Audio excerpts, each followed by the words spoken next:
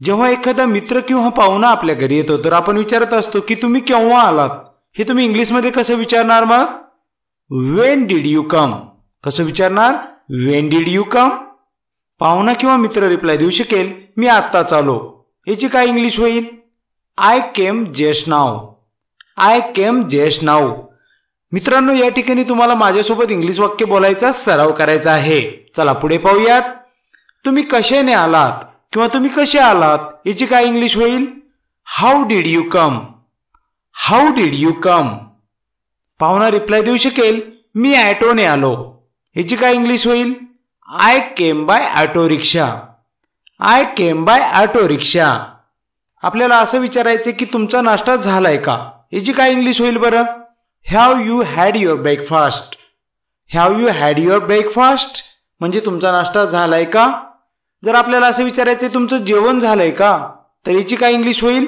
Breakfast ऐवजी आपल्याला meal किंवा फूड घेऊन बोलायचं आहे. जसं की have you had your food. Have you had your food. Food ऐवजी तुम्ही मील घेऊन देखील बोलू शकता. आपल्याला असं म्हणायचं की हो झालाय. काय होईल English? Yes I had. Yes I had. नाही अजून नाही याची काय इंग्लिश होईल? No not at. No not at. मला अजून आंघोळ करायची आहे. काय होईल बरं याची English? Still I have to take a bath. Still I have to take a bath. मग तू काय करत आहेस? काय होईल इंग्लिश याची? Then what are you doing. Then what are you doing. लगेच आंघोळ कर. याची काय इंग्लिश होईल? Take a bath right now. Take a bath right now. लगेच साठी काय शब्द वापरला आपण? Right now. आणि जर आपल्याला असं म्हणायचंय जा आणि आंघोळ कर किंवा जाऊन आंघोळ कर याची काय इंग्लिश होईल? Go and take a bath. Go and take a bath. लवकर आवर याची काय इंग्लिश होईल? Hurry up. काय होईल? Hurry up. तू पार्टीला येणार आहेस का? काय होईल English? Are you coming to the party. Are you coming to the party. Dear friends, आता हे सेंटेन्स तुमच्या अधिकच्या प्रॅक्टिससाठी तू माझ्यासोबत येत आहेस का हे तुम्ही इंग्लिशमध्ये कसं विचारणार? कमेंट सेक्शन मध्ये टाका. मी तिथे नक्कीच पाहिल, तुम्हाला रिप्लाय देईल. पुढे बघूयात. आता या प्रश्नाचा रिप्लाय काय होऊ शकेल? हो मी येत आहे. काय होईल English? Yes I am coming. Yes I am coming. आपल्याला उशीर होत आहे याची इंग्लिश काय होईल बरं? We are getting late. We are getting late. आपल्याला जर असं म्हणायचंय तुला उशीर होत आहे हे कसं बोलणार? You are getting late. Correct. You are getting late. बाहेर निघायचं म्हटल्यावर आपल्याला चाव्या शोधाव्या लागतात आणि आपल्या चाव्या जर हरवल्या असतील तर आपण विचारतो तू माझ्या चाव्या पाहिल्यात का? काय इंग्लिश होईल? Have you seen my keys. Have you seen my keys. समोरच्या व्यक्तीने आपली एखादी गोष्ट हरवलेली गोष्ट पाहिली का तिची सुरुवात आपण हॅव यू सीन ने करू शकतो. त्यानंतर त्या वस्तूचं नाव घेऊन बोलू शकतो. जसं की तू माझा मोबाईल पाहिलाय का? काय होईल इंग्लिश मग याची? Have you seen my mobile. Have you seen my mobile. नाही मी तुझा मोबाईल पाहिलेला नाही हे कसं बोलणार? No I haven't. सॉरी. त्यासोबत तुम्ही सॉरी जोडू शकता. No I haven't sorry. किंवा तुम्ही हे पूर्ण वाक्यात बोलू शकता असं, no I haven't seen your mobile sorry. No I haven't seen your mobile sorry. एखादा व्यक्ती एखादं काम करत असेल तर आपण विचारतो तुझं काम पूर्ण झालंय का? काय होईल English? Did you finish your work. Did you finish your work. समोरच्या व्यक्तीचं काम पूर्ण झालेलं असेल तर ती बोलू शकेल हो मी माझं काम पूर्ण केलंय. काय होईल इंग्लिश?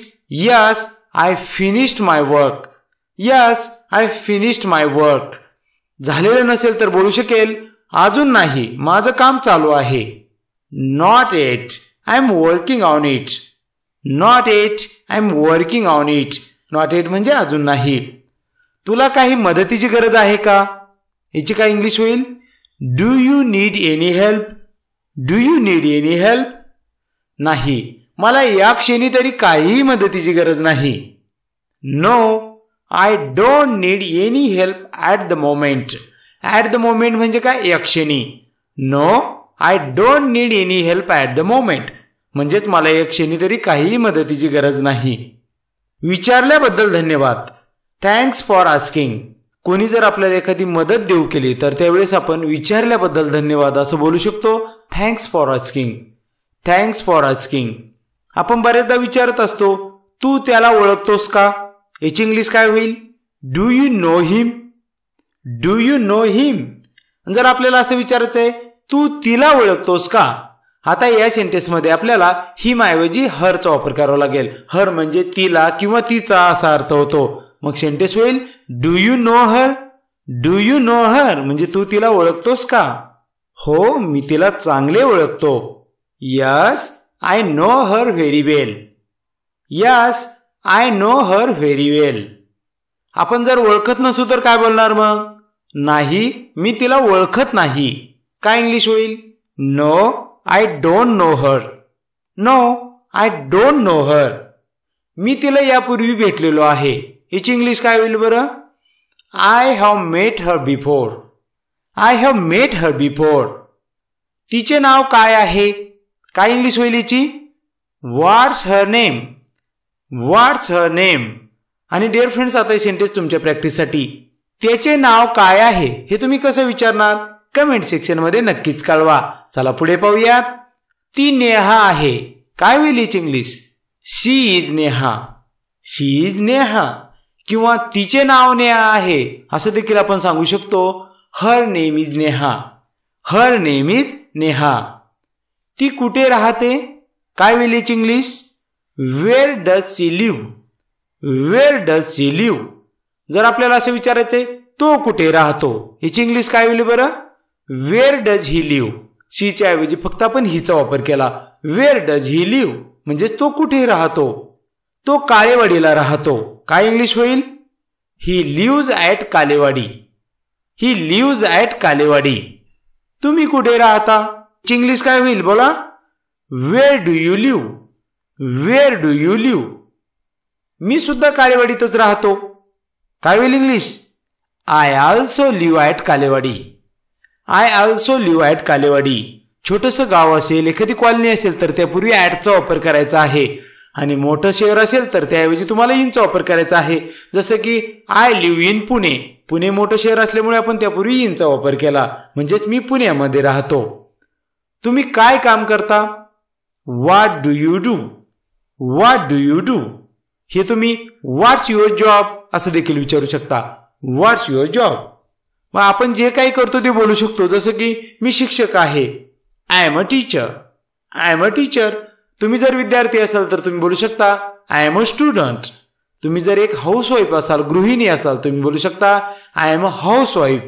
तुम्ही जर एक दुकानदार असाल तर बोलू शकता आय एम अ शॉपकीपर. अशा पद्धतीने तुम्ही तुमच्या प्रोफेशननुसार बोलू शकता. पुढे बघूयात. तू का हसत आहेस? काय होईल English? Why are you laughing.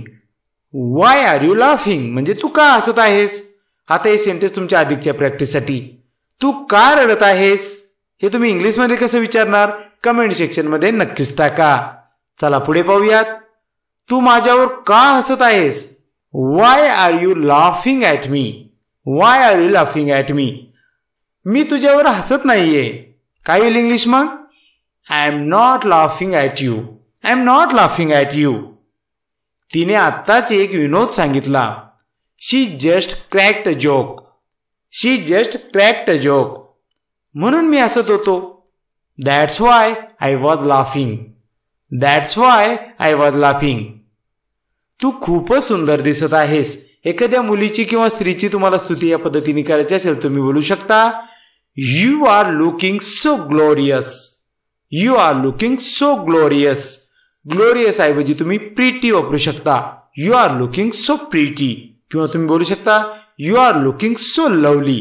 Glorious, pretty, lovely या वर्डचा वापर करून तुम्ही एखादी व्यक्ती, एखादी मुलगी किंवा एखादी स्त्री अतिशय सुंदर दिसत आहे असं वर्णन करू शकता. एखाद्या मुलाला किंवा पुरुषाला तुम्हाला बोलायचं आहे की तू खूपच सुंदर दिसत आहेस. तुम्ही बोलू शकता you are looking so handsome. या ठिकाणी पुरुषाला किंवा मुलाला हँडसम हा वर्ड आपल्याला वापरायचा आहे. पुढे पाहूयात. तू आता कुठे जात आहेस? Where are you going right now. Where are you going right now. मी मार्केटला चाललो आहे. काय इंग्लिश होईल?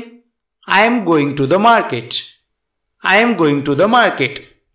तुम्हाला असं म्हणायचंय मी दवाखान्यात चाललो आहे, कसं बोलणार? I am going to the hospital. तुम्हाला असं म्हणायचं की तुम्ही बगीच्यामध्ये चाललेला आहात, काय बोलणार? I am going to the park. तुम्हाला असं म्हणायचं की तुम्ही बँकेत चालले आहात, कसं बोलणार? I am going to the bank. त्या बँकेचं नाव घेऊन देखील बोलू शकता, जसं की I am going to the SBI bank. आणि डिअर फ्रेंड्स, आता शेवटचे सेंटेन्स तुमच्या अधिकच्या प्रॅक्टिससाठी. मी शाळेत चाललो आहे, हे तुम्ही इंग्लिशमध्ये कसं बोलणार? कमेंट सेक्शन मध्ये नक्कीच टाका. मी तुमच्या सर्व सेंटेन्सेसला त्या ठिकाणी रिप्लाय देईल.